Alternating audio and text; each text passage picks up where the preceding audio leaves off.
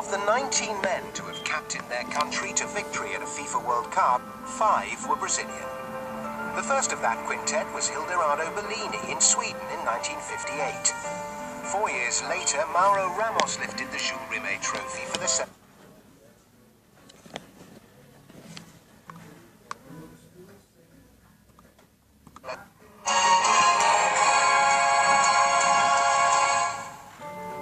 Of the 19 men to have captained their country to victory at a FIFA World Cup, 5 were Brazilian. Tomatoes, basil, cilantro, essence, coriander, onion peppers, banana peppers, jalapeno peppers, green beans, and syrup. 4 years later, Mauro Ramos lifted the Jules Rimet trophy for the Seleção in Chile. And in 1970, the honour fell to Carlos Alberto Torres. It gave me great happiness, and it was a huge honour to lift the World Cup trophy on behalf of my national team. That trophy would stay with Brazil after that. I was really young, just 25 years old, so I'm still the youngest captain ever to have lifted.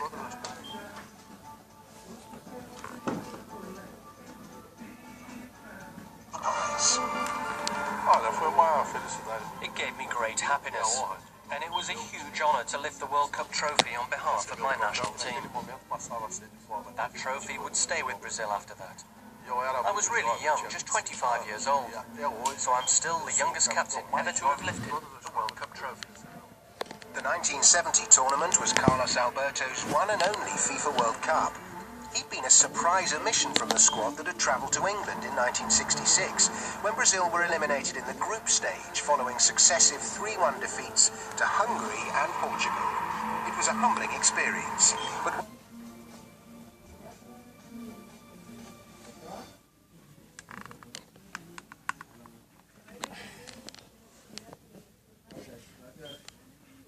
one the Brazilians learned a great deal from. We did some interesting work in the build-up to 1970, because in 1966, at the World Cup in England, we were caught out by the so-called power football. That was why Brazil failed to win the 1966 tournament. Oh, I don't want to take anything away from the other teams, especially the England team that won that World Cup. It was a good lesson for us, as 4 years later we prepared physically in Brazil. We spent 3 months preparing for that World Cup. We knew that we had 2 enemies, power football and the altitude in Mexico. So if we were well prepared physically, we knew we had the technical ability to at least reach the World Cup final. Winning it was an altogether different proposition. Not only did they win it, they won it in style, beginning with a 4-1 demolition of Czechoslovakia in Guadalajara. Next up, a hard-fought 1-0 victory over the defending champions England, a match often remembered for Gordon Banks' world-class save. 1 goal decided it. Tostão to Pelé, Pelé to Jairzinho, and Banks was finally beaten.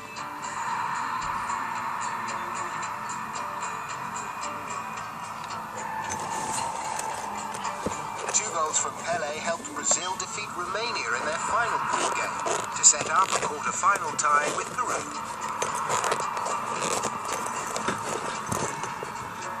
Tostão was the hero on this occasion, first setting up Rivellino for the opening goal before twice finding the net himself. Brazil were through to the last 4, where their opponents would again be South American. Despite conceding the first goal of the game against Uruguay, Brazil eased into the final after Clodoaldo, Jairzinho and Rivellino all found the net. The scoreline went some way to making up for Brazil's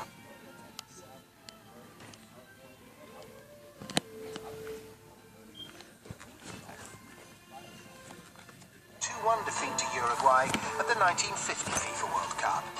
Only Italy could now deny the Brazilians a 3rd world title.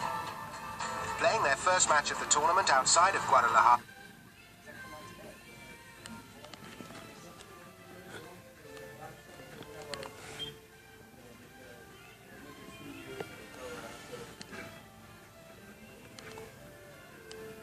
Brazil took the lead in the cavernous Azteca Stadium in Mexico City.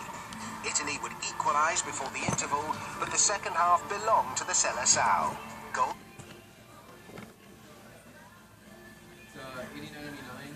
The warranty for 3 years. From Gerson and Jarzinho put them 3-1 ahead before the captain rounded off an impressive victory with an unforgettable strike.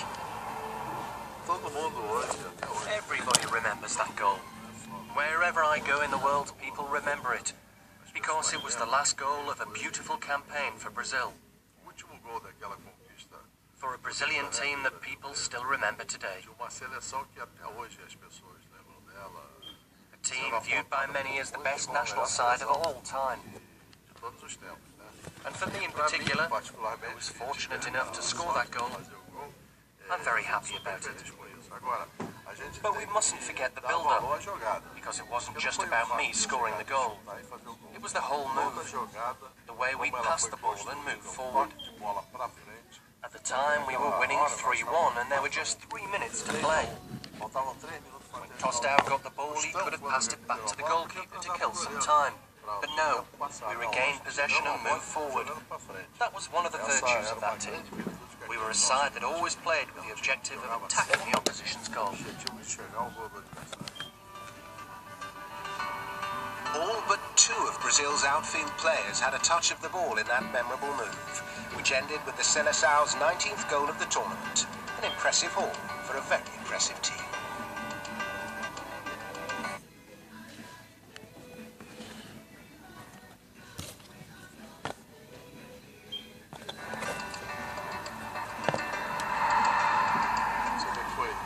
That was the first and only time in the history of the World Cup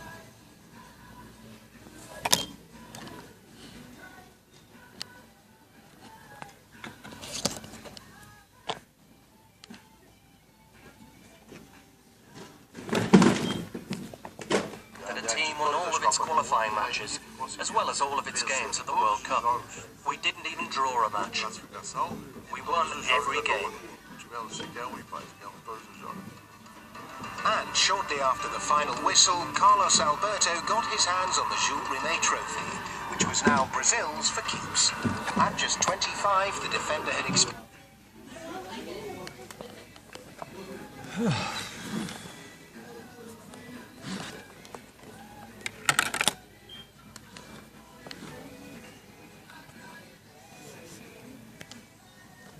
the pinnacle of any player's career. And although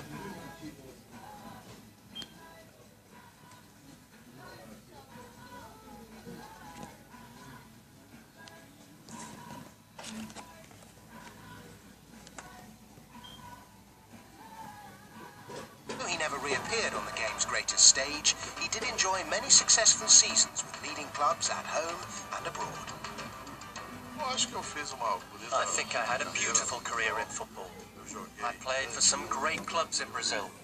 I played for Santos, which was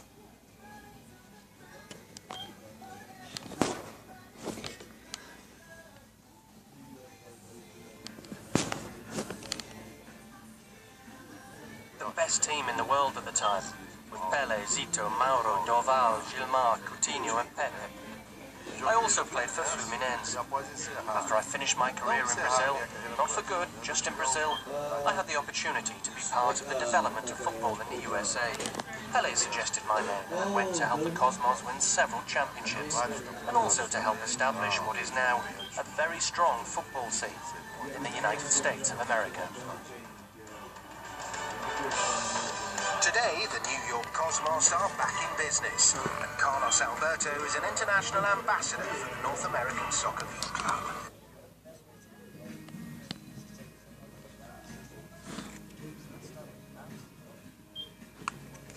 They're doing very well, but how they wish the Brazilian was a few years younger and still able to produce the magic of the 1970s.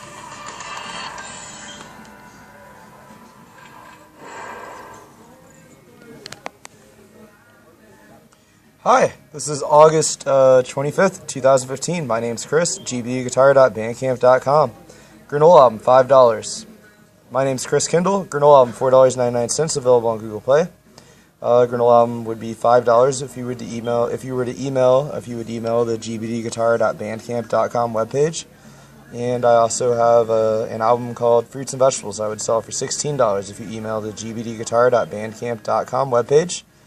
And The Flowers Are Purple and the Sky Is Blue is on sale for $1, 0.9 euro, 1,600 Italian lira, 1,000 Jamaican dollars, 35 Indian rupees, 6 Chinese yen, 150 Japanese yen, 15 Mexican pesos, 3 Brazilian real. The Flowers Are Purple and the Sky Is Blue on sale for $1.